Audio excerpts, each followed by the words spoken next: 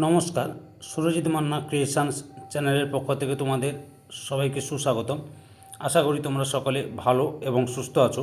আমি তোমাদের জন্য এই ভিডিওটিতে তুলে ধরছি 2026 সালের ক্লাস 6 তথা ষষ্ঠ শ্রেণীর ছাত্রছাত্রীদের জন্য রায় ও মার্টিন প্রশ্নবিচিত্রা থেকে ফার্স্ট ইউনিট টেস্ট তথা প্রথম পর্যায়ক্রমে মূল্যায়নের জন্য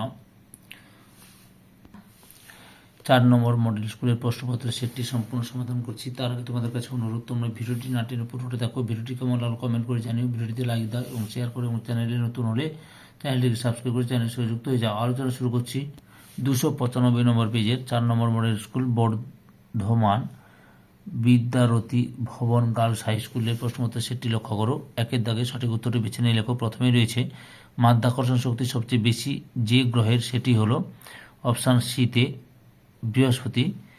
2 নম্বর পৃথিবীর পরিধি প্রায়, অপশান সিতে 40,000 কিলোমিটার। 3 নম্বর কক্ষপথ পৃথিবীর কেন্দ্রে যে কাল্পনিক তলে অবস্থান করে তাকে বলে, অপশান এতে কক্ষতল। 4 নম্বরে সৌরজগতের বৃহত্তম গ্রহাণু, অপশান বিতে সেরেস। 5 নম্বর পৃথিবীর নিরক্ষ ব্যাস মেরু ব্যাসের তুলনায়, অপশান বিতে 42 কিমি বেশি। 6 নম্বরে ভারতের ক্ষুদ্রতম রাজ্য হল, অপশান ডিতে গোয়া। 2 দাগে শূন্যস্থান পূরণ করো। প্রথমে রয়েছে ড্যাশ ভারতের দীর্ঘতম হিমবাহ সিয়াচেন। 2 নম্বরে সূর্যের সবচেয়ে কাছের গ্রহ ড্যাশ বুধ।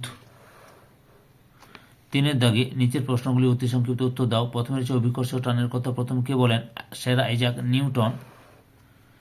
2 নম্বরে রয়েছে মহাকাশে যাওয়ার পোশাককে কি বলে? Space sweet. 4 নম্বরে রয়েছে নিচের প্রশ্নগুলি সংক্ষিপ্ত উত্তর দাও। প্রথমে রয়েছে উষা ও গোধূলি বলতে কি বোঝো?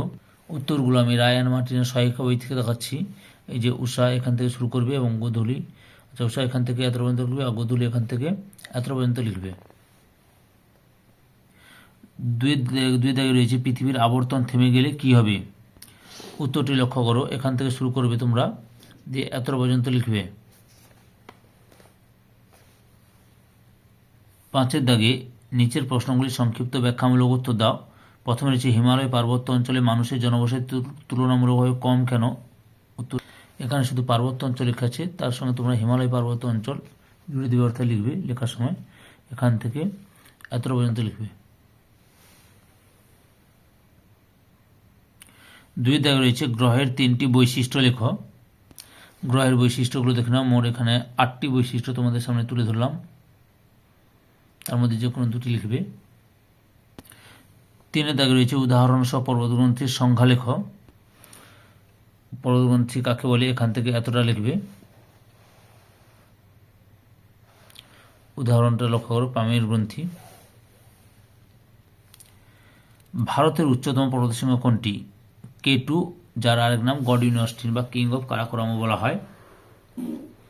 তারপরে 6 দাগে রয়েছে নিচের প্রশ্নগুলির উত্তর দাও। প্রথমে রয়েছে সিন্ধু নদের গতিপথ বর্ণনা করো। উত্তরটি লক্ষ্য করো, এখান থেকে শুরু করবে,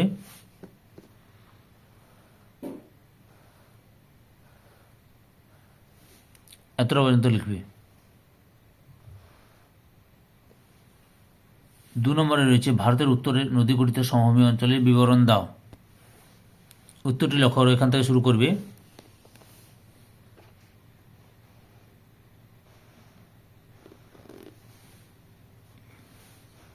অবস্থান, আয়তন, উৎপত্তি, শ্রেণীবিভাগ এবং বৈশিষ্ট্য, এতটা লিখবে। 3 নম্বরে রয়েছে হিমাদ্রি ও শিবালিকের ভূপ্রকৃতির বিবরণ দাও।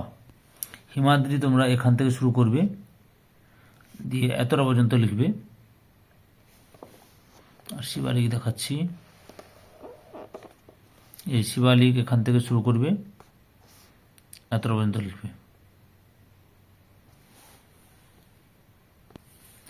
কৃষ্ণা ও কাবেরী নদীর উৎসের নাম লেখো। কৃষ্ণা নদীর উৎসের নাম হচ্ছে পশ্চিমঘাট পর্বতের মহাবালেশ্বর শৃঙ্গ, আর কাবেরী নদীর উৎসস্থলের নাম হচ্ছে পশ্চিমঘাট পর্বতের তালা কাবেরী থেকে। ধৈর্য সহকারে সম্পূর্ণ ভিডিওটি দেখার জন্য তোমাদের সবাইকে অসংখ্য ধন্যবাদ। আজকে এই পর্যন্ত, পরবর্তী ভিডিওতে আবার দেখাবে। Tata, bye bye.